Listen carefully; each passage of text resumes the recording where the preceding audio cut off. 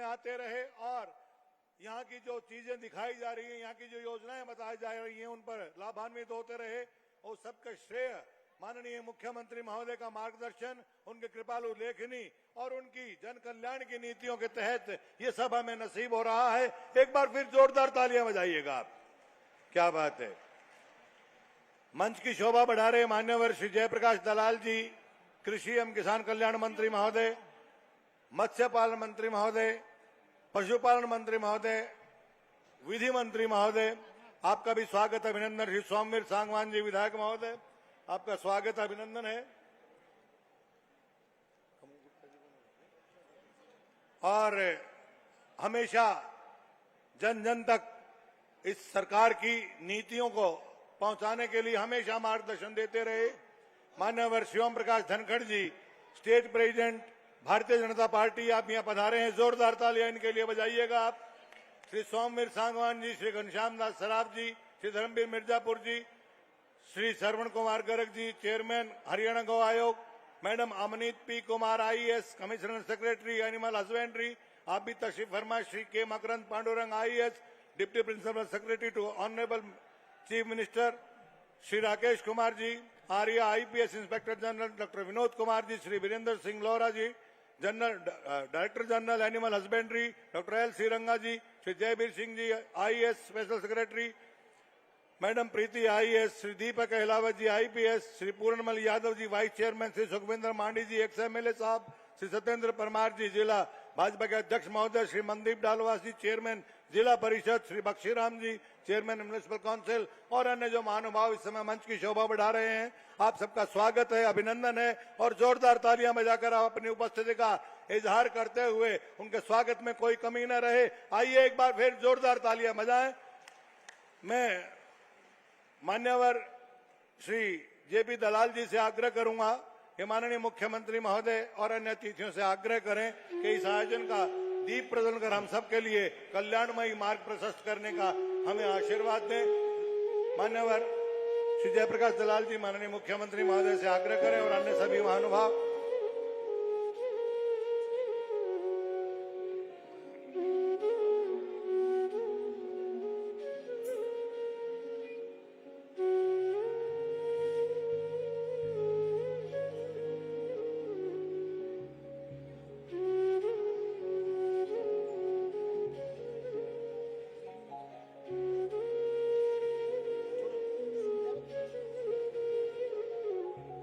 मनसा वाचा कर्मणा, जहां जहां भी ये प्रकाश पहुंच जाएगा, निश्चित रूप से अज्ञानता के कायरता के तिमिर दूर होंगे, ज्ञान के शौर्य के और साहस के प्रकाश फैलेंगे।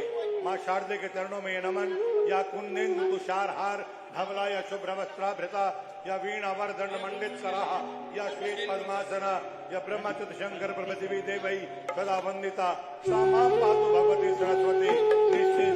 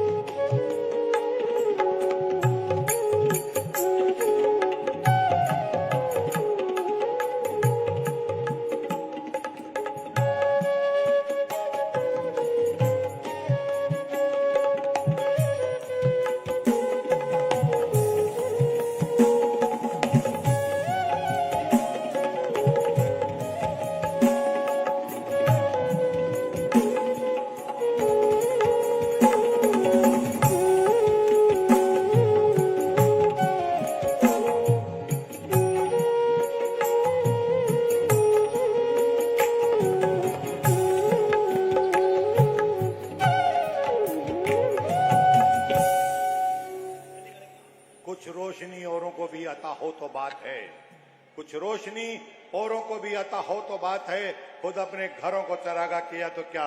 ये प्रकाश पुंज मनसा वाचा कर्मणा जहां जहां भी जाएगा कल्याण मार्ग प्रशस्त करेगा।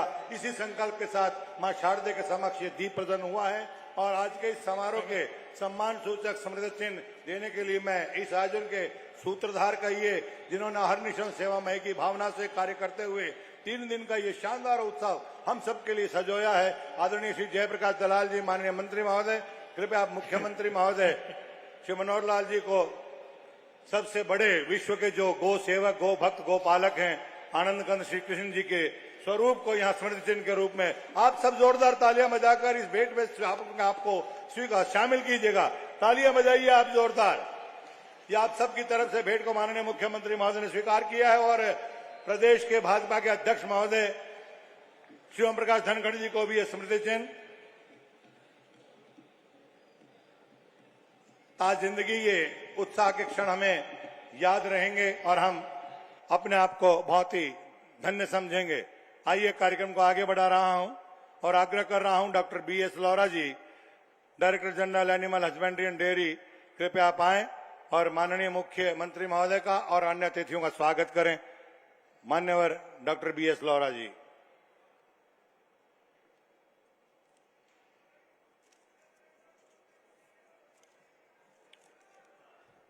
आज इस 39वें पशुधन प्रदर्शनी के मौके पर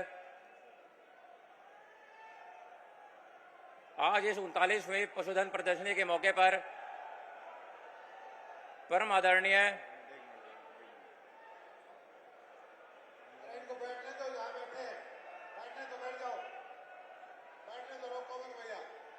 जहां जगह है वही बैठ जाने दो, रोको मत, जो जहां बैठा है उसको बैठने दो।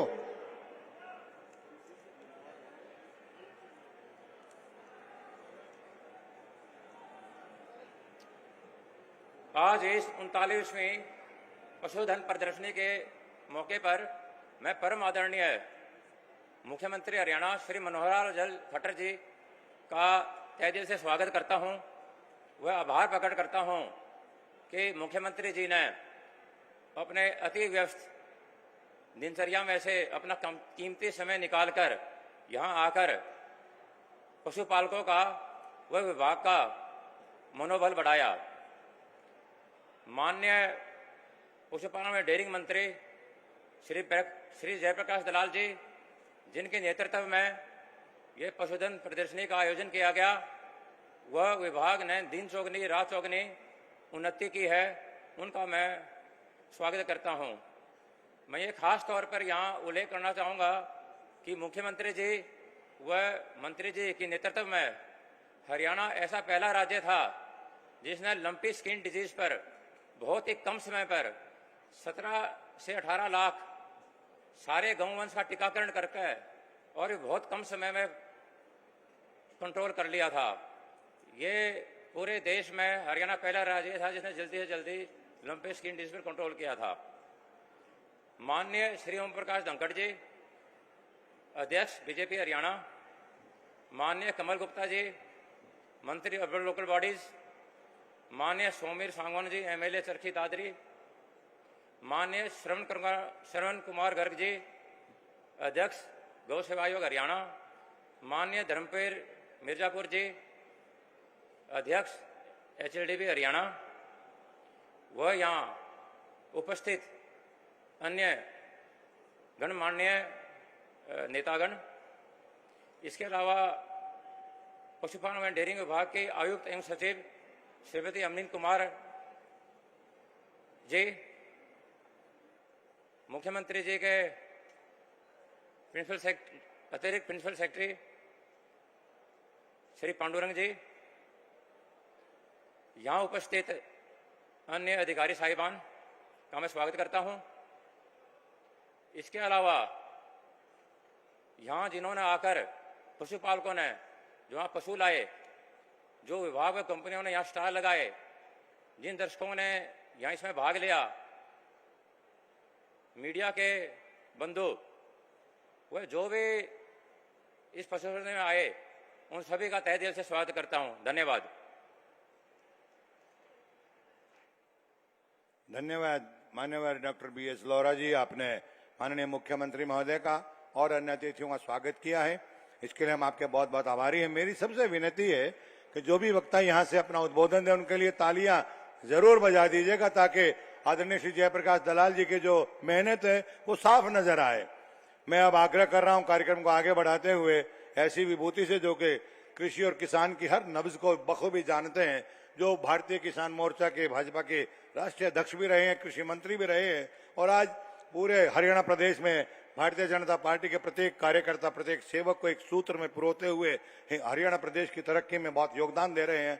आदरणीय श्री ओम प्रकाश धनखड़ जी, प्रदेश अध्यक्ष भारतीय जनता पार्टी, मेरी आपसे विनती है कृपया आप आए और आज के संदर्भ में अपना उद्बोधन दें। जोरदार तालियां इनके लिए बजाइए।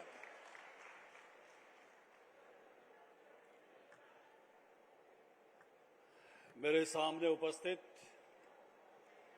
हरियाणा के शानदार जानदार ऐसे पशुपालक जिनके पशुओं को देखकर सीना गर्व से चौड़ा हो जाता है, सबसे पहले मैं आपका वंदन करता हूं, अभिवादन करता हूं। इस मौके पर उपस्थित हरियाणा के यशस्वी मुख्यमंत्री आदरणीय मनोहर लाल जी, पशुपालकों और किसानों के काम को आगे बढ़ाने वाले और लगातार प्रगति की तरफ ले जाने वाले हमारे कृषि कल्याण, पशुपालन, मत्स्य मंत्री आदरणीय श्री जयप्रकाश दलाल जी, इस मौके पर उपस्थित विधायक घनश्याम सराफ जी, सोमवीर सांगवान जी, हमारे जिला अध्यक्ष सत्येंद्र परमार जी, इस मौके पर उपस्थित गौ सेवा आयोग के चेयरमैन हमारे गर्ग जी, हमारे पशुपालन के चेयरमैन धर्मवीर मिर्जापुर जी और हमारे किसान मोर्चा के अध्यक्ष सुखविंदर मांडी जी, इसके साथ विभाग के सभी अधिकारी, मेरे से पूर्व लोरा जी ने जैसे संबोधित किया, अन्य सभी अधिकारी। ये भूमि, हरियाणा की भूमि जिस तरह से पहलवानी के लिए प्रसिद्ध है, वैसे ही किसानी और पशुपालन के लिए भी प्रसिद्ध है। मैं कुछ पुरानी बात याद करना चाहता हूं। दलाल साहब, ऐसा ही एक मेला छत्तीसगढ़ में रायपुर में लगा हुआ था। वहां के मंत्री ब्रजभूषण जी, वो मेरे मित्र भी थे जब मंत्रालय यहां मेरे पास था, और उन्होंने कहा हमने मेला लगाना है और हरियाणा का एक जोटा चाहिए, उसके बिना मेला नहीं लगेगा। तो हमने यहां से अपना एक जोटा भेजा और उस मेले में मेहमान के नाते जैसे आपने मुझे बुलाया, उन्होंने मुझे भी बुलाया था। मैंने देखा मेरे से ज्यादा सेल्फी जोटे के साथ हो रही थी रायपुर में, छत्तीसगढ़ में। ऐसा हमारा पशुधन। मुझे आनंद है मोदी जी की सरकार में जो 3 किसानों को यहां पद्मश्री मिली, उसमें से आज भी एक किसान को मैं देख रहा था, नरेंद्र डिडवाणी, अपने जोटे के साथ जब रैंप वॉक पर आया। कितना जज्बा हम रखते हैं अपने पशुधन के प्रति, हम अपनी खेती के प्रति। ये इस बात को बताता है कि इतने ऊंचे सम्मानों के बाद भी मेरा किसान उसी प्रकार से उसी काम में लगा रहता है। आज जो शानदार प्रदर्शनी हम आपके बीच में खड़े होकर देखकर आए हैं, उसने हमारे सबके मन को गौरव से भर दिया है।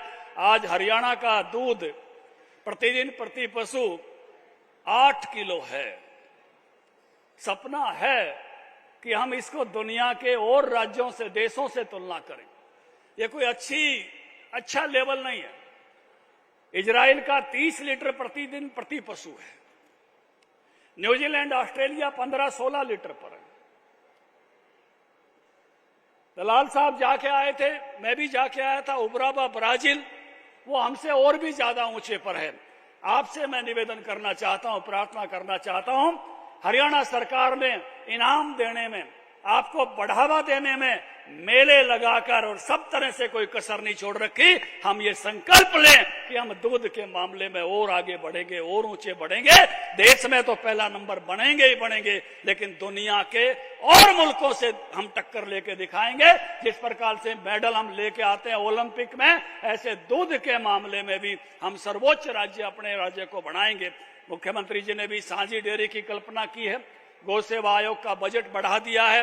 सब मामलों में विभाग जिस प्रकार से खुल के पशुपालकों का, मोदी जी ने पशुपालकों के लिए क्रेडिट कार्ड शुरू किए हैं, जिस प्रकार से खुल के साथ दे रहा है, उसी तरह से हमने भी अपने जेनेटिक्स के माध्यम से, पशु चारे के माध्यम से और उसी प्रकार से अच्छी प्रैक्टिसेज के माध्यम से, अच्छी टेक्नोलॉजी के माध्यम से हम हरियाणा को दूध में आगे लेकर जाएं और एक लक्ष्य लेकर चलें कि जल्दी से जल्दी हम भारत में सबसे ऊंचे होते हुए दुनिया से टक्कर, इजराइल से टक्कर लेने वाले राज्य बनेंगे। ऐसा एक सामूहिक सपना अपना हो और जिसको इस अमृत काल के समय में हम पूरा करें।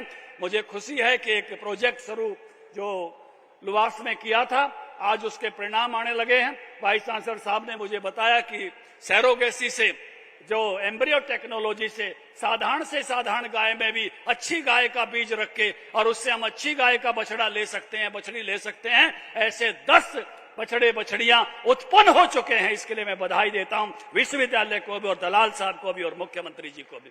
हरियाणा में ही भारत सरकार का भी भैंस अनुसंधान केंद्र है। उसमें कलौन से एक झोटे से, एक पूंछ में से उसकी कोशिका निकालकर 8 उन्होंने झोटे पैदा किए हैं। इस मामले में भी हम दुनिया में लीडर हैं, कोई हमारी बराबरी करने वाला नहीं है। बहुत मामलों में मैं बहुत अच्छे चल रहे हैं। तो इस सारी भूमि पर खास करके दादरी की जो भूमि है, स्वामी दयाल की भूमि, बाबा ठाडेश्वरी की भूमि, चरखी से सोमवीर बैठा है, बाबा ज्योतनाथ की भूमि, मोकलाड़े की भूमि, ये सारी जो पवित्र भूमि यहाँ की है, किस तरह से मेहनत के साथ हर क्षेत्र में काम करती है, इस जज्बे को मैंने लगातार देखा है। आज 2 बातें और, मैं दादरी में हूं तो मुख्यमंत्री जी उपस्थिति है। यही पड़ोस की मंडी में इस दादरी को जिला बनाया था और आज खुशी हो रही है कि सामने सेक्रेटेरिएट की बिल्डिंग बन रही है। जब ये भवन बन के तैयार होगा तो आनंद और भी बढ़ जाएगा। लेकिन अभी भी दादरी में शिविर का काम और अच्छा होने की जरूरत है। उसके बात बार बार दादरी के लोग कहते हैं, पानी के काम को और अच्छे की जरूरत है। और हमारा पूरा का पूरा बड़ा व्यवसाय, लाखों लोगों का व्यवसाय, जो कल्याणाड़ा पहाड़ दिल्ली का निजान में है, एक बाईपास इस साइड का जमीन भी लेने की जरूरत नहीं पड़ेगी। ये बधवाना माइनर के साथ साथ एक बाईपास सीएम साहब इधर का और बना देंगे तो ये जो बड़े बड़े ट्राले शहर के भीतर से जाते हैं, ये इधर से भी बाहर चले जाएंगे। परलेवाड़ा बाईपास तो आपने बना ही दिया है। और 152D का मजा किस किसने लिया, एक बार हाथ खड़ा करियो। चंडीगढ़ जो उस पर से गए हैं, जो लग गए जानी फ्लाइट सी जा है, एक बार ताली तो बजा दो। इतनी बढ़िया रोड, दादरी चंडीगढ़ जाने का रास्ता, चकाचक रास्ते से जो आप जाते हो, चारों तरफ आपके हाईवेज बन रहे हैं। पहले तो हम ये कहा करते थे दादरी ऐसा शहर है जिसके चारों तरफ नहर है। आज तो ये भी कह सकते हो दादरी ऐसा शहर है जिसके चारों तरफ हाईवेज बने हुए हैं। ऐसा शानदार जो है विकास इस सरकार के समय में 8 सालों में हुआ है। उन्हें मैं मुख्यमंत्री जी को और दलाल साहब को और विभाग के सभी अधिकारियों को बधाई देते हुए इस शानदार आयोजन के लिए शुभकामनाएं, आगे और भी अच्छा होता चला जाए और दूध का एक लक्ष्य लेकर हम पूरा करें, जिद्द के साथ उस पर आगे बढ़े। हम कुछ पिछड़े हैं, मुझे इसकी तकलीफ भी है। राजस्थान प्रति व्यक्ति प्रतिदिन दूध में हरियाणा से आगे निकल गया है। पहले पंजाब के बाद नंबर हम 2 होते थे। अगर हम सही बात को ध्यान करके और एक जज्बे के साथ आगे नहीं बढ़े तो हम जिस लक्ष्य को लेकर चलना चाहते हैं उसको कैसा पूरा करें, उस पर लगातार मेहनत और प्रयासों की जरूरत है। आपको पुनः शुभकामनाएं देते हुए अपनी वाणी को विराम देता हूं। सबको नमस्कार।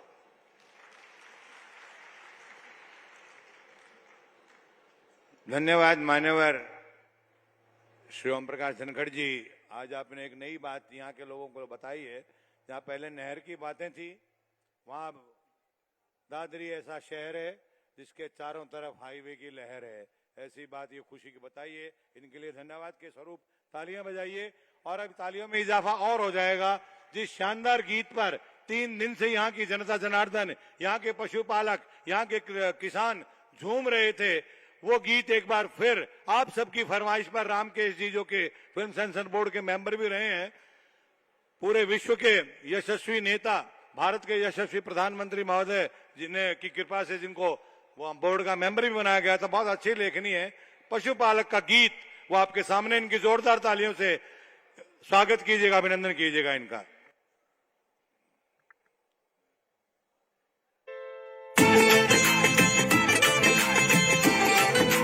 हेलो, बोले भारत माता की। पशुपालन महकमा दिन रात यो मेहनत करता है।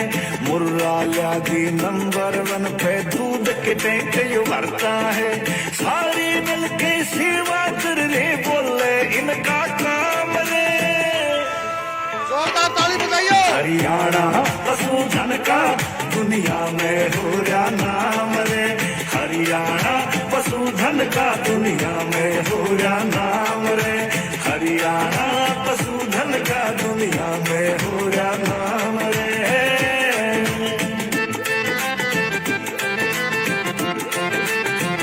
बोलिए भारत माता की। मुंह के घर घर जाती खेलावे, दूध सूख गया थोला कान्यो कहणी आके पावे, बेटा भर के उनका रे फिर चिंता दूर भगावे, जान न डाल के जोखिम में बीमारी तो पशु बचावे, बीमारी तो पशु बचावे, घर की दाला जानने लागे सारा इनको गाँव रे, हरियाणा पशुधन का दुनिया में हो रहा नाम रे, हरियाणा पशुधन का दुनिया में हो रहा नाम रे, हरियाणा पशुधन का दुनिया में हो रहा नाम रे।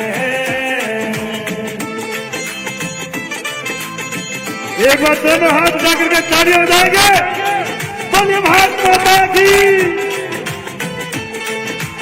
ये आइलिया के ने कर दिया घेर बदलियो मोटा, लाखों में बिकने लग गया यो मारा मुर्रा जोटा, नस्ल सुधर की पशुआ की दुख भाग गया यो टोटा, बाल टीवी कम पड़ जा सेना देवे थी एक लोटा, ये पशुआ पे भी बहुत घने ये बाटे से इनाम रे, हरियाणा पशुधन का दुनिया में हो रहा नाम रे, हरियाणा पशुधन का दुनिया में हो रहा नाम रे, हरियाणा पशुधन का दुनिया में हो रहा नाम रे।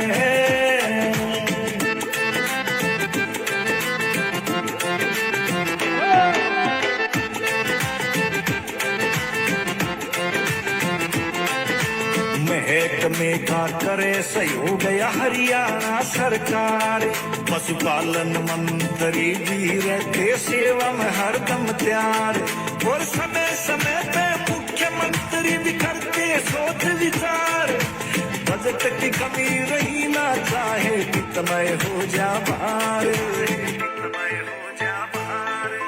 नई नई स्कीम और मेरे लावे से तमाम रे,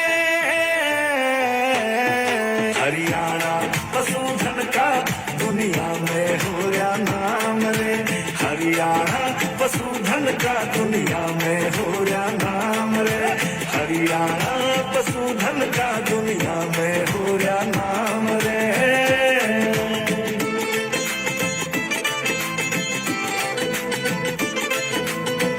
तालियां बजा करके। छड़ियों के सिमन देखे गायों पे दिया ज्यादा जोर, हरियाणा और साहिवाल का दुनिया के मामा चासोर, पशु पाल के आज करे कमाई कोई नहीं रह रहा कमजोर, दूध और लस्सी ते हरियाणा किया हो रही नारी टोर, सुमित पुनिया कनवारा आज कर रहा से गुणगान रे, हरियाणा पशुधन का दुनिया में हो रहा नाम रे, हरियाणा पशुधन का दुनिया में हो रहा नाम रे, हरियाणा पशुधन का दुनिया में हो रहा नाम रे,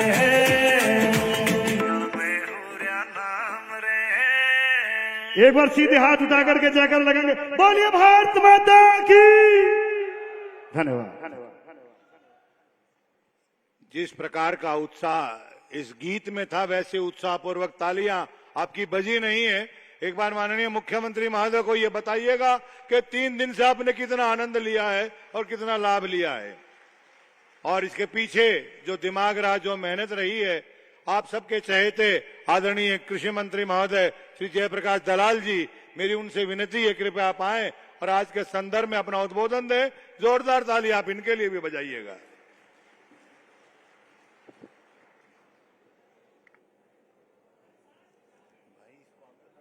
आज के इस कार्यक्रम की शोभा बढ़ाने वाले और हमारे हरियाणा के पशुपालकों को आशीर्वाद देने के लिए जो आए हैं लोकप्रिय मुख्यमंत्री मनोहर लाल जी, और मेरे से पहले जो मेलों की परंपरा शुरू की, मेले होते थे दूसरी तरह के, लेकिन पशुपालकों के मेले जो शुरू किए, ऐसे हमारे यशस्वी प्रदेश अध्यक्ष ओम प्रकाश धनखड़ जी, मेरे साथी विधायक सोमवीर सांगवान जी, घनश्याम सराफ जी, पशुधन बोर्ड के चेयरमैन धर्मवीर मिर्जापुर जी, हमारे गौ सेवा आयोग के चेयरमैन श्रवण गर्ग जी, हमारे पूर्व विधायक सुखविंदर मांडी जी, जिला परिषद के चेयरमैन बीजेपी प्रेसिडेंट परमार जी, संदीप जोशी जी, और अमनीत पी कुमार जो हमारे विभाग की सेक्रेटरी हैं, स्पेशल सेक्रेटरी JB आर्य जी, जो वाइस चांसलर हैं पशु यूनिवर्सिटी के लुआस के वर्मा जी, हमारे डॉक्टर लोरा, डॉक्टर रंगा और प्रशासन के सभी साथी पत्रकार छायाकार बंधुओं, सबसे पहले तो भाई जिस तरह ब्याह आड़ा हुआ करे वो हाथ जोड़ के माफी मांगा करे, कमी पेशी रही हो तो हमने माफ करियो तारी सेवा में, क्योंकि आप मेहमान थे, ये कार्यक्रम आपके लिए था। हमारे विभाग ने आपके लिए जो प्रबंध किए, लाने के, ले जाने के, व्यवस्था के, खाने के, पीने के, मनोरंजन के, कोई कमी पेशी हो तो भाई हाथ जोड़ के माफी मांगा, हाँ और सुधार कराएंगे।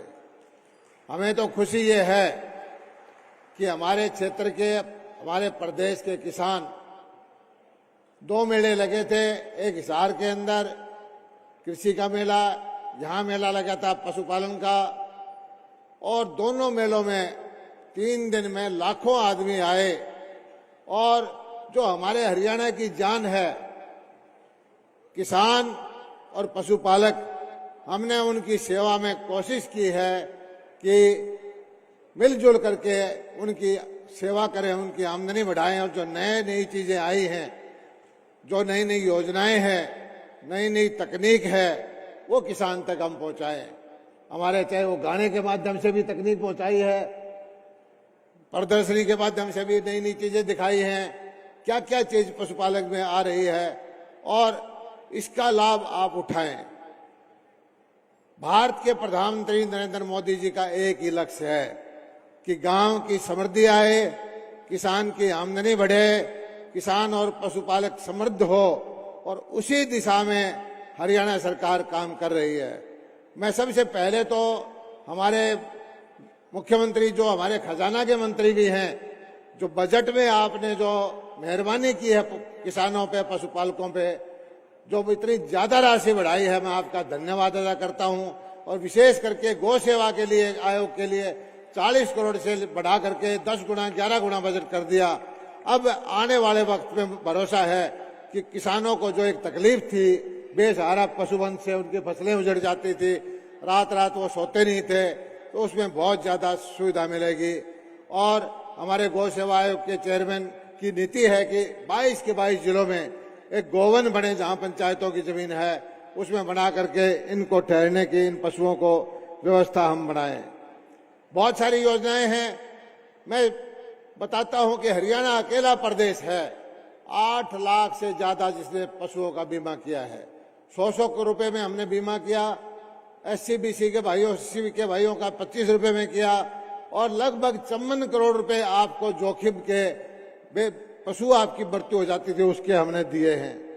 और आने वाले इस साल में सबसे अच्छा काम जो होने जा रहा है, मोदी जी के भारत सरकार की नीतियों के अनुसार कॉल सेंटर बना करके एम्बुलेंस हम चलाएंगे। पहले ही उसमें 70 एम्बुलेंस, बाद में 200, और 200 एम्बुलेंस में डॉक्टर भी होंगे, दवाई भी होगी, और 1 नंबर आपको देंगे पंचकुला में, कॉल सेंटर में नंबर जाएगा। और उसके बाद तुरंत जो नजदीक से नजदीक एम्बुलेंस होगी वो पशुपालक के घर में जाएगा। मुझे पता है कि बड़ा पशु, बड़ी गाय, बड़ी भैंस बीमार हो जाती है और डॉक्टर दूर है 2 किलोमीटर 3 किलोमीटर, वहां उसको ले जाने में उसको असुविधा होती है। इस समस्या का समाधान हमारे आदरणीय नरेंद्र मोदी जी के आशीर्वाद से मनोहर लाल जी ने किया है। आने वाले वक्त में 200 एम्बुलेंस घूमेंगी तो आपको घर बैठे इलाज मिलेगा, डॉक्टर भी आएगा, दवाई मिलेगी, और हमें ये जानकारी मिलेगी कि उसको सूचना मिलने के बाद कितनी देर में आपके पास, ये पशुपालक के पास पहुंचा है। लोहास हमारी पशुपालन की यूनिवर्सिटी है, बहुत ज्यादा अच्छा काम शुरू कर दिया है। एम्ब्रियो ट्रांसप्लांट का, जैसे धनखड़ साहब ने कहा कि वहां ब्राजील में दूध ज्यादा है या दूसरे देशों में दूध ज्यादा है, ये सही है, लेकिन उसका तरीका यही है कि दुधारू नस्ल के पशुओं की बढ़ाना, उसके बच्चे पैदा करना, उसका सीमेन उसके साथ द्वारा गर्भाधान करना, इस दिशा में हम काम करके यूनिवर्सिटी से सहयोग के हमारा विभाग कोशिश करेगा कि एकदम से हमारी नस्लें सुधर जाएं और दूध के उत्पादन प्रति व्यक्ति जो है उत्पादन हरियाणा नंबर 1 आए। मुख्यमंत्री जी का मैं एक धन्यवाद और करता हूं कि प्राकृतिक कृषि से इन्होंने देसी गाय को जोड़ा है। आपको पता है कि हम अत्यधिक पेस्टिसाइड, अत्यधिक खाद डाल के धरती खराब कर दी और हमारा जो उत्पादन है उस जहर से भरा होता है। प्राकृतिक खेती से मेरी सब किसान भाइयों से प्रार्थना है, एक एक दो दो एकड़ करके उस खेती को शुरू करें, पोर्टल में चढ़ाएं, रजिस्ट्रेशन कराएं, आपको हम ट्रेनिंग देंगे, आपको हम ड्रम फ्री देंगे और जो गाय देसी पालेगा उसके खाते में वेरीफाई करके डीबीटी से 25,000 रुपए देंगे। गोवंश को बढ़ाई मिलेगा, आपके लिए जो शुद्ध अनाज पैदा होगा, शुद्ध सब्जियां पैदा होंगी, बीमारियों से मुक्ति मिलेगी, तो ये बहुत अच्छी बात है। और आपको मैं बताता हूं कि हरियाणा पहला प्रदेश है जिसने एक सिंगल वैक्सीन के द्वारा 6 महीने में वैक्सीन हमारा महकमा लगाता है, मुंह खुर के गलघोटों की बीमारी का समाधान किया और आज ये वैक्सीन पूरे देश में केंद्र सरकार अपने बजट से लगाने जा रही है। हमारे लिए संकट का साल था ये 2 साल 3 साल, तरह तरह के कोरोना आया, बीमारी आई, टिड्डी आई और गौ माता के अंदर भी बीमारी आई लंपी स्किन की। एकदम से गौ माता के ऊपर संकट था, फोड़े फोड़े हो करके उसका मृत्यु हो जाती थी, लेकिन हमारे विभाग ने तुरंत कार्रवाई करके हमने हवाई जहाज से वैक्सीन मंगवाई और तुरंत सारे हरियाणा को वैक्सीनेशन किया। ये मुझे खुशी होती है ये कह के कि राजस्थान के मुकाबले, पंजाब के मुकाबले और प्रदेशों के मुकाबले हमारे यहाँ बहुत थोड़ा जो है गौ माता की मृत्यु हुई है। लाखों की मृत्यु राजस्थान में हुई, हमारी थोड़ी सी 1000-2000 में हुई है। इसी तरह से हमारे जो हॉस्पिटल हैं, जो गांव के अंदर छोटे छोटे VLDA बैठते हैं, मुख्यमंत्री जी ने उसके लिए भी आदेश दिया है कि इनके सबकी सुधार करो, इनमें फर्नीचर दो, इनके रंग रोगन कराओ, इनको ठीक कराएं। और खास बात यह है कि हमारा जो दूध का परचेजिंग करता है वीटा महकमा है, हर जगह शहरों के अंदर हजारों की संख्या में वीटा के प्रोडक्ट बेचने का आदेश मुख्यमंत्री जी ने दिया है, जिससे कि वीटा की बर्फी, वीटा का पनीर, वीटा का चीज, वीटा का दूध, वीटा की दही, वो जो खपत बढ़ेगी तो मैं समझता हूं कि किसान भाइयों को फायदा होगा। और इसी तरह से करके हम आपको ये मेले लगाने का मकसद ये है कि जो नई चीजें आए, तकनीक आए, वो आपको दिखाएं। जो बेस्ट पशुपालक हैं उनके पशु देखें, उनके जानकारी आप लें और साथ में हम आपका मनोरंजन भी कर रहे हैं, आपके खाने पीने ले जाने के लिए, और साथ में ये इनाम निकालने की परंपरा भी धनखड़ साहब ने शुरू की है। हमारा मकसद ये है, हरियाणा किसानों की भूमि है, हरियाणा पशुपालकों की भूमि है, हम आपकी सेवा के लिए तत्पर है। और बार बार मैं एक चीज कहता हूं, हमेशा मैं कहता हूं कि लोकतंत्र के अंदर जो सामने बैठे हैं, आप हमारे मालिक हो, हम आपके सेवक हैं, चाहे मुख्यमंत्री हो, चाहे प्रदेश अध्यक्ष हो, चाहे IAS अफसर हो, चाहे डॉक्टर हो, आपने हमें जिम्मेदारी दी है, हम आपकी जिम्मेदारी पर खरा उतरने की कोशिश कर रहे हैं और सुधार करेंगे, धीरे धीरे आपकी समस्याओं का समाधान करेंगे। हरियाणा का सारा प्रशासन, सारा सरकार आपकी सेवा के लिए तत्पर है। मैं आप लोगों का जितना ध्यान से मेरी बात सुनी, 3 दिन आपने लाखों की संख्या में मेले में भाग लिया, आप लोगों को बधाई देता हूं और मुख्यमंत्री जी से प्रार्थना करता हूं कि अब इन सब पशुपालकों को अपने जो आशीर्वाद दें और आने वाले भी समय में कोई भी इनकी समस्या हो तो तुरंत हम मिलजुल करके उसका समाधान करेंगे। धन्यवाद। जय हिंद।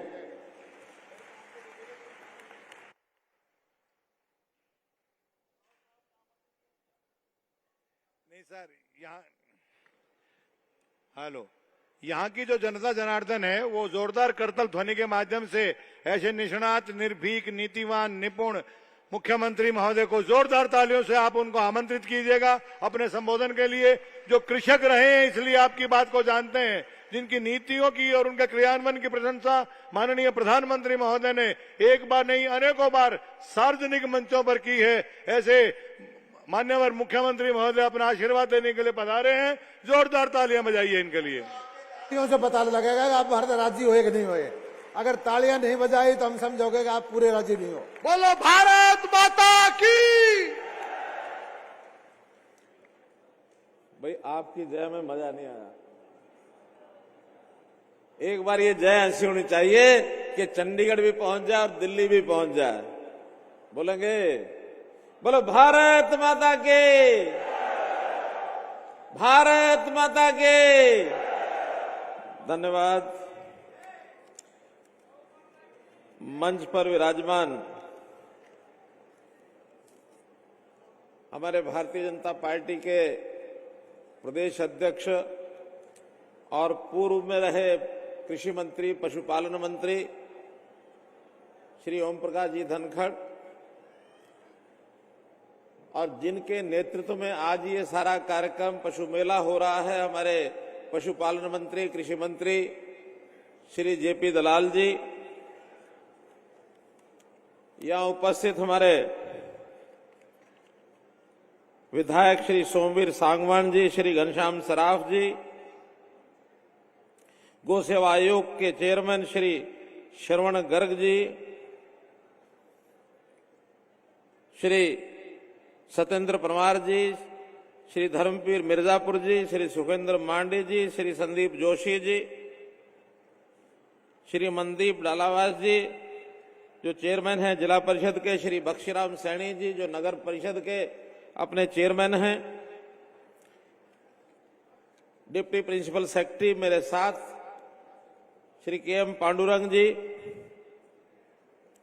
पशुपालन डेयरी विभाग की आयुक्त एवं सचिव श्रीमती अवनीत पी कुमार जी, विभाग के महानिदेशक डॉक्टर वीरेंद्र सिंह लोहरा जी, हमारी डीसी मैडम, उपस्थित सभी विभाग से जुड़े हुए सभी अधिकारीगण, उपस्थित मंच पर और सामने बैठे सभी हमारे नेतागण, उपस्थित सभी हरियाणा प्रदेश से आए हुए पशुपालक बंधु, किसान बंधुओं, भाइयों बहनों, पत्रकार, छायाकार मित्रों और कलाकार बंधुओं, ये बहुत ही एक सुंदर अवसर है कि हरियाणा में जो पशु मेले हमने शुरू किए या जो पशुधन की प्रदर्शनी लगाने का क्रम पिछले कई वर्षों से चल रहा है, ये 39वीं राज्य पशुधन प्रदर्शनी है। इस प्रदर्शनी में आकर और पशुपालकों के पशुधन को आज यहां देखकर मन अति प्रसन्न हुआ, क्योंकि मैं एक और बात मानता हूं, जैसा मैंने कहा ये पशुधन, इसको केवल पशुधन न कहें, बल्कि ये सब हमारे किसानों के साथी हैं, हमारे परिवार के सदस्य हैं। पशु किसान का अपना सदस्य होता है, साथी होता है, तभी वो यहां आकर के मेले करता है। अगर केवल धन होता तो धन का प्रदर्शन तो कभी कोई करता ही नहीं है, बल्कि कोशिश होती है धन को उसी को ना बताया जाए, छुपा के ही रखा जाए। लेकिन ये हमारे परिवार के सदस्य हैं, एक से एक बढ़िया सदस्य। कौन ज्यादा दूध देने वाली गाय है, दूध देने वाली भैंस है, कौन बलशाली सांड है, कौन सा घोड़ा ताकतवर है, कौन सी भेड़ बकरी, उसकी अपनी विशेषता है। ऊंचे से ऊंचा बढ़िया खेल खेलता हुआ, खिलाता हुआ हमारा ऊंट है। ये हमारे पशुओं की विशेषता, जिसका प्रदर्शन हम करते हैं, ये वास्तव में ही हम सबको आनंद देता है। और जो किसान अपने इन पशुओं के प्रदर्शन को यहां दिखा करके अच्छा प्रदर्शन होने पर इनाम पाता है, उसका मन तो गदगद हो जाता है। भाइयों बहनों, इन पशुओं की महत्ता अपने देश में बहुत अधिक होती है। हमारा देश ऐसा है, इसमें पशुओं की पूजा होती है। दुनिया का कोई देश पशुओं की पूजा नहीं करता है। हमारे यहां तो देवी देवताओं के वाहन ये पशु होते हैं। गाय को हमने मां माना है, माता का स्थान दिया है। गौ माता के प्रति कितनी हमारी श्रद्धा है। ये गौ हमारी आजीविका का साधन तो होता ही है, लेकिन इसके जो और उपयोग हैं, गौ को पवित्र मान करके घर में रखना, इसको पुण्य का काम माना गया है। अब ये ठीक है, एक समय ऐसा आ गया जब गौओं को भी हमने आर्थिक रूप से उपयोगी है कि नहीं है ये मानना शुरू कर दिया।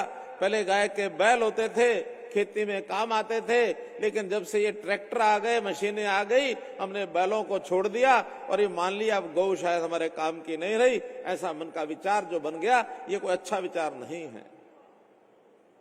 तब भी हमें अपने गौ पालन के काम को ये जारी रखना चाहिए। अधिक से अधिक गाय, बढ़िया से बढ़िया गाय, उसकी सेवा का भाव ये मन में रहना चाहिए। परिवारों में हम बड़ी, हमारी बुजुर्ग माताएं, नानी दादी, हमने देखा होगा खाना खाने से पहले गौ ग्रास निकालती हैं, गाय की रोटी निकालती हैं पहले। आखिर गाय की रोटी निकालने का मतलब कोई ना कोई, जैसे अपने बच्चे को रोटी खिलाती है, गाय को रोटी खिलाती है, इसका मतलब उसका कहीं ना कहीं प्रेम प्यार है, जागता है। तो इस प्रकार से हमें केवल इसको पशुधन नहीं समझना चाहिए, बल्कि इसके प्रति हमारी श्रद्धा का भाव ये होना चाहिए। और हम तो जिस प्रकार से पशुओं के साथ तालमेल रखते हैं, उन पशुओं की भाषा भी समझते हैं। शायद कोई शहर का आदमी जिसने पशु उस प्रकार का नजदीक रखा नहीं, उसको पता ही नहीं है, लेकिन गांव का हमारा किसान, हमारा पशुपालक, उसको दूर पशु को देख करके पता लग जाएगा इस पशु को क्या तकलीफ है, इसको कोई तकलीफ बीमारी तो नहीं है, मुंह खर तो नहीं आ गया, कहीं इसको कोई बुखार वाली बात तो नहीं आ गई, कहीं इसको कोई भी बीमारी होती है वो उसको पहचान लेता है, उसके इलाज के लिए आगे बढ़ता है, दौड़ता है। पशुओं की भाषा समझते हैं, पशुओं का व्यवहार समझते हैं। एक छोटी कहानी बताता हूं आपको मैं। एक बार एक मास्टर जी स्कूल में एक बच्चे को पूछते हैं, सब बच्चे बैठे थे, सबको पूछा, अच्छा बताओ भाई, बाड़े में अगर 10 भेड़ें किसी एक पालक ने, भेड़ पालक ने बांध रखी हैं, तो अगर एक भेड़ उसमें से कूद करके, छलांग लगा करके, दीवार फांद के बाहर निकल गई, तो बताओ बाकी कितनी बची? तो बच्चे हिसाब किताब लगाने वाले सोचने लगे, भाई 10 में से 1 कम होगी तो 9 हो जाएगी, यही जवाब होगा। एक बच्चा बहुत ऊंचा, उसने हाथ खड़ा किया सबसे पहले, तो मास्टर ने उसी से पूछ लिया कि बता भाई, कहना जी एक भेड़ अगर कूद गई तो बाद में 1 भी नहीं बचेगी। ये क्या बात हुई? 10 थी, 1 जाएगी तो 9 तो बचेंगी। कि नहीं नहीं, मेरा बापू भेड़ पालता और मैं रोज देखता हूं कि अगर एक भेड़ कूद जाती है तो सारी कूद के बाहर चली जाती है, बचती ही नहीं अंदर कोई। तो ये उसकी भाषा वो जानता है, पशुओं का व्यवहार क्या वो जानते हैं। हम लोगों को इस पशुपालन के काम में आजीविका तो है ही, ऐसा नहीं कि नहीं है।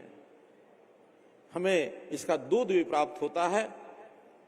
अपने यहाँ एक गीत बनाया बहुत कवियों ने, कलाकारों ने, क्या देश हरियाणा, हमारा देश हरियाणा जी, दूध दही का खाना। एक मैं छोटा बचपन में सन 66 के अंदर जब हरियाणा बना था, उस समय गीत एक बालक ने बोला था, आज मुझे 2 पंक्तियां याद हैं। 1 नवंबर सन 66 ने बना राज हरियाणा, शाम सवेरे दोनों बख्ता जी दूध दही का खाना। तो हरियाणा दूध दही के खाने के लिए प्रसिद्ध है। गौ का पंचामृत, चाहे गाय का दूध हो, घी हो, दही हो, गोमूत्र हो, गोबर हो, हर एक चीज का उपयोग है। वो हमारे खाद के लिए भी काम आएगा। हमारे यहां A2 जो दूध होता है, गाय का A2 दूध की हमने एक बार अनुसंधान कराया था जब धनखड़ जी कृषि मंत्री थे। उसके लिए अलग से ऐसी देसी गाय जो A2 दूध देती है, उसका जब ब्रांडिंग की, प्रचलन किया तो उसकी मांग बहुत बढ़ गई। कहते हैं A2 का दूध अगर पिएंगे आंखों की रोशनी बढ़ेगी, कैंसर खत्म हो जाएगा, शरीर की 100 बीमारियां ठीक होती हैं, औषधि का काम करता है दूध। गोमूत्र से कितनी दवाइयां बनती हैं। आज विज्ञान ने भी सिद्ध कर दिया कि गौमूत्र दवाइयों के लिए बहुत उपयोगी है, आयुर्वेद दवाइयों के। गोबर तो एंटीबैक्टीरिया। आखिर गोबर से हम अपने घर के चौके लीपते थे, दीवारें लीपते थे। क्यों लीपते थे? इसलिए कि मच्छर मक्खी नहीं आएगा, एंटीबायोटिक्स का काम करते रहे। आजकल तो गमले बनने लगे, बर्तन बनने लगे, बहुत तरह की, यानी पेस्ट बनने लग गई, पेंट बनने लग गए। गोमूत्र के माध्यम से बहुत चीजें, हमारे पंचकुला के अंदर एक अनुसंधान केंद्र खोला गया है पशुपालन का, उन्होंने ये सारा प्रयोग उसमें करना शुरू किया है। तो मेरा तो यही कहना है कि ऐसे अवसरों पर हमको अपने गौवंश को ठीक से संभालना है। आज गौवंश कम होता जा रहा है, इसकी सुरक्षा के लिए सरकार ने भी कानून बनाया है। गोवंश, गो संवर्धन, गो हत्या करेगा, गो रक्षा, गो संवर्धन के नाते एक्ट बनाकर जो गो हत्या करेगा उसके खिलाफ कार्रवाई 10 साल तक की सजा, ये हमने कानून बनाया है। ये कानून बनाया, लाखों रुपए जुर्माना करने का प्रावधान बनाया। अब गौ पालन के नाते से घरों में गौ पालनी थोड़ी कम हुई तो गौशालाओं का हमारे समाज में बड़ा प्रचलन है।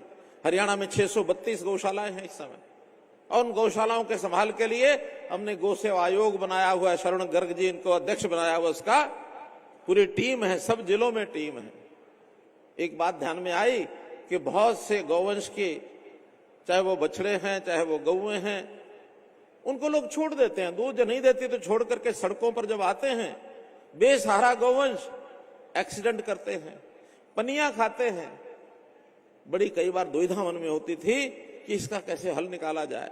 इस बार हमने बैठे टीम के रूप में बैठ करके विचार किया कि जो बेसहारा गौवंश सड़कों वाला है, इसको सबको गौशाला में लाएंगे, और जो 40 करोड़ रुपया बजट हमारा पिछले साल था, इस बार 40 का 80 नहीं, 120 नहीं, 160 नहीं, 400 करोड़ रुपया बजट हमने तय किया।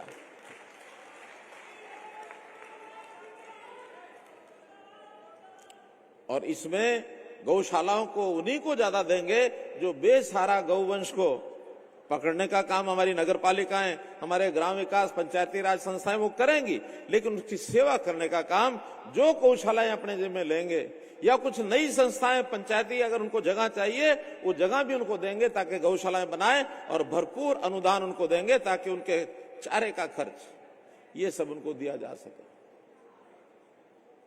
हमने इसी प्रकार से पशु चिकित्सा, जिसका जिक्र दलाल साहब ने किया, मोबाइल पशु चिकित्सालय ये हमने बनाए हैं। और अभी हमारे जो पशु चिकित्सा पॉलीक्लिनिक्स हैं, अभी 7 पॉलीक्लिनिक हैं। विचार आया कि उनको बढ़ाना चाहिए, 6 पॉलीक्लिनिक और हम बना रहे हैं। अगले साल भर के बाद ये 7 और 6 13 पॉलीक्लिनिक हो जाएंगे, जिसमें चरखी दादरी में भी एक जरूर होगा, ये नया बनाएंगे। तो भाइयों बहनों, मैं तो अंत में इतना ही कहूंगा कि आज भी ऐसा नहीं है कि लोग पशुपालन को और अपने व्यवसाय को अपनाना नहीं चाहते। हमने एक योजना बनाई, मुख्यमंत्री अंत्योदय परिवार उत्थान योजना, अर्थात जिन परिवारों की आमदन साल में 1 लाख रुपए से भी कम है, उनकी आमदन कम से कम 1,80,000 हो जाए, यानी डबल हो जाए। इसके लिए उन परिवारों से हमने नौजवानों को बुलाया, महिलाओं को बुलाया जो काम कर सकती हैं, थोड़ा बड़ी आयु के लोग भी जहां काम करने वाले लोग नहीं है उनको बुलाया। आपको जानकर हैरानी होगी कि जितने लोगों ने आके कहा भाई आप क्या काम कर सकते हो, 60% लोगों ने कहा मैं पशुपालन कर सकता हूं, मुझे कोई 2-3 गाय का 1-2 भैंस का लोन दे दो, मैं अपने घर में बांधूंगा और व्यवसाय करके दूध बेच करके अपने घर का गुजारा करूंगा। आज भी 70% लोग इस प्रकार के हैं गांव के जो इस काम को अपनाना चाहते हैं। अब ये कठिनाई आई उसमें हमें कि घर में गाय का भैंस के बांधने की जगह नहीं है। बैंक वालों ने लोन देना जो है मना कर दिया कि ये बांधेगा कहां।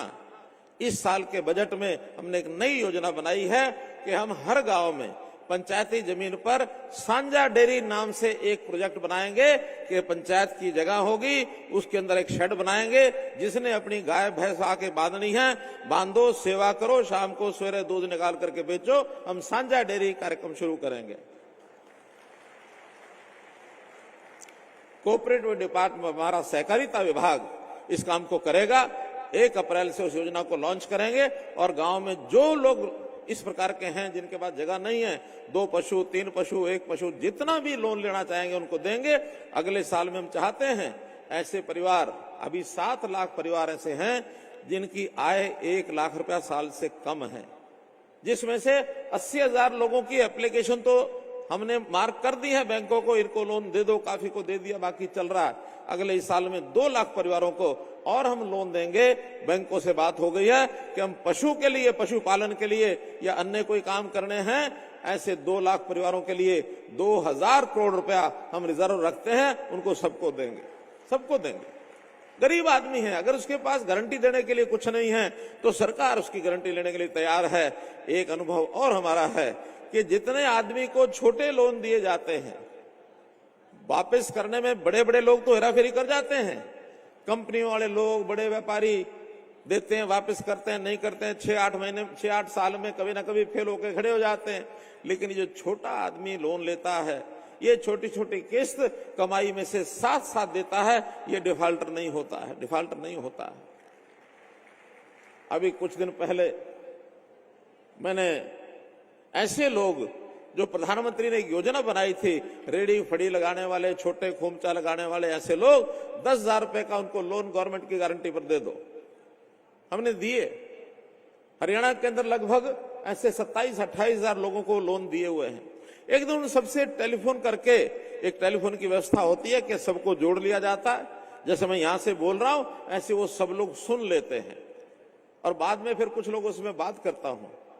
जितने लोगों से मैंने बात की, सबने कहा हमारी किस्तें पूरी हो गई हैं, अगला लोन 20,000 का भी हमने ले लिया है, अप्लाई कर दिया है।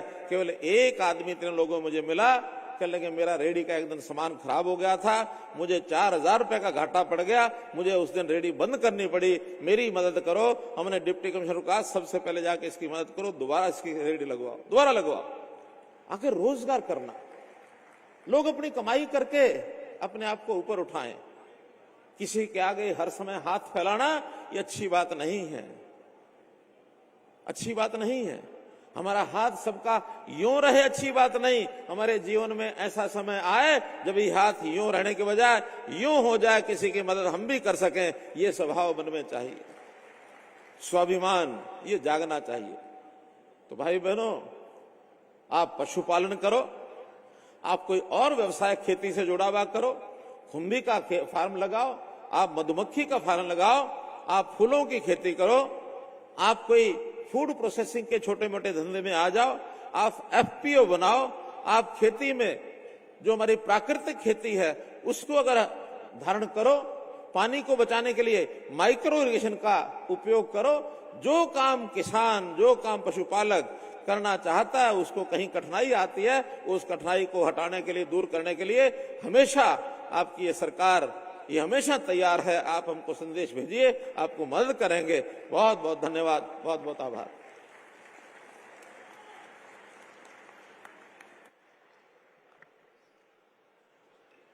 धन्यवाद माननीय मुख्यमंत्री महोदय, आपने अपने